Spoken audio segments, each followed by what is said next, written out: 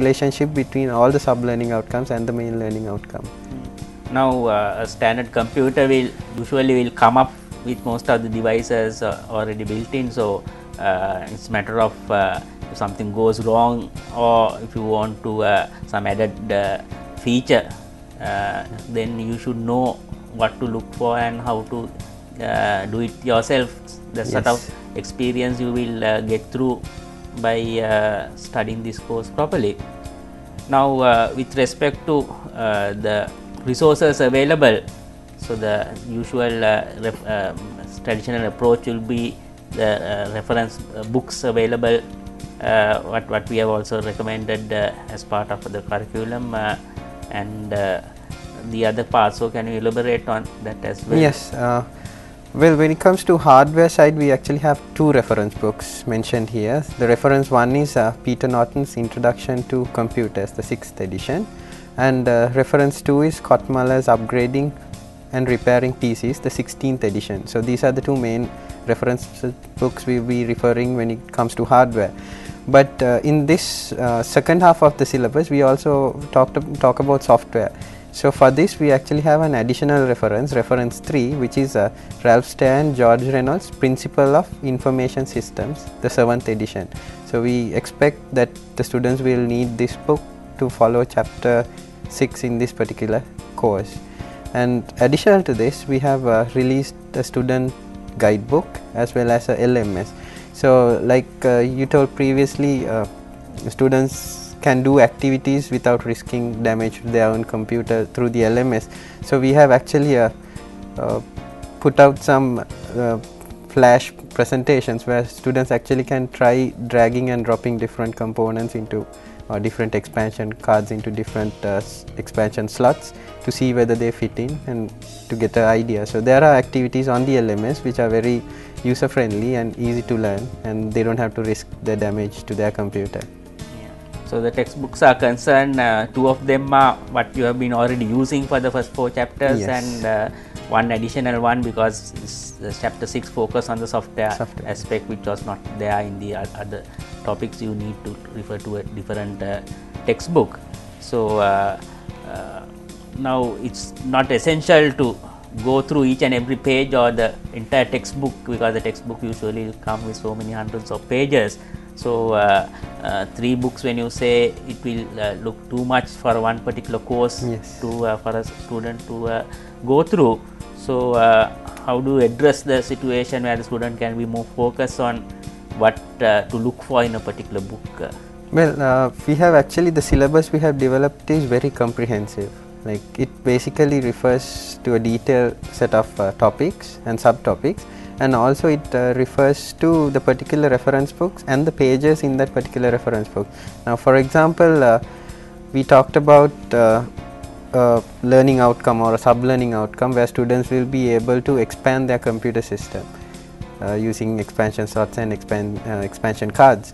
So this basically is covered in section 5.1, and under this we have talked about 3 expansion slots, the PCI, the ISA and the AGP.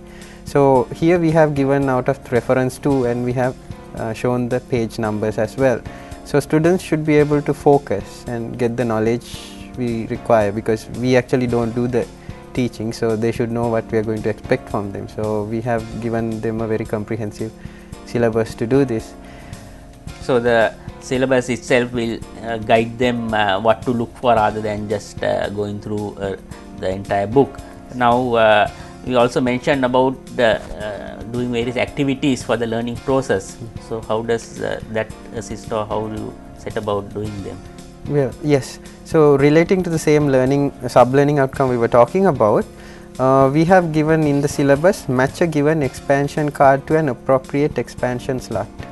So students have to find activities to do this. So basically, if they cannot get their hands on a computer, maybe they could log into the LMS, and LMS, like I told you, we have some activities that we have already created where students can try out their skills without doing any harm to a computer, a physical computer. So we have activities activities mentioned on the syllabus as well as activities on the LMS, and it is important that students follow this because our questions will be based on these learning activities, because we will actually be assessing whether the students have done these activities, and also we will be assessing whether the students ultimately have met the learning outcomes. So there is a direct relationship between the learning activities, the learning outcome, and the questions we will be asking them. So it is important that students follow this. So we will look at a question to see what the question looks like, and see how it is related to the learning process itself. So this question we have selected one on which of the following expansion slots are most commonly used to connect an internal sound card, and then there are several options given. So all the questions will be on the format of a multiple choice where you have to select one or more options, and 5 options are provided.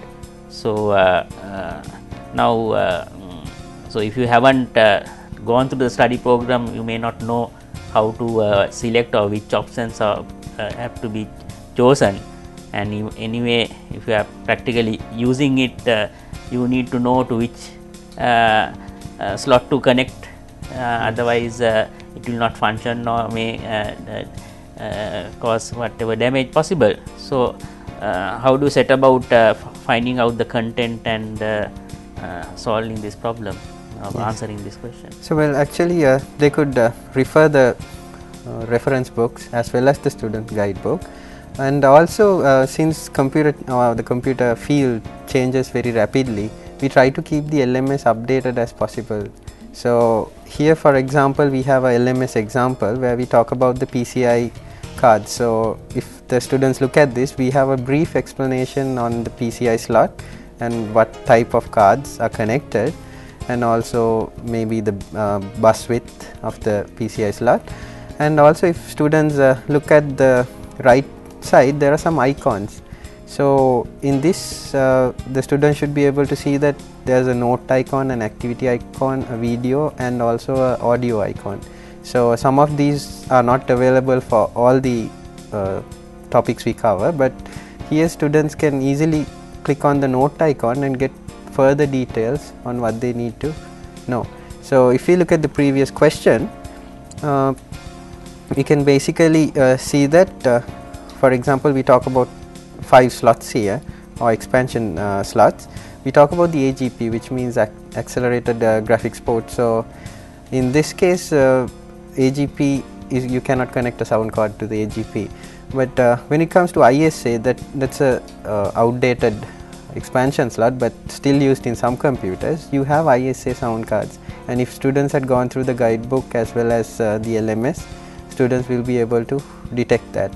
And the PCI and the PCI Express, which is a improvement on the simple PCI slot, they also can connect sound cards, and also the EISA, or it also can connect sound cards. So the 4 answers are easily found in the LMS and the guidebooks as well as the reference text.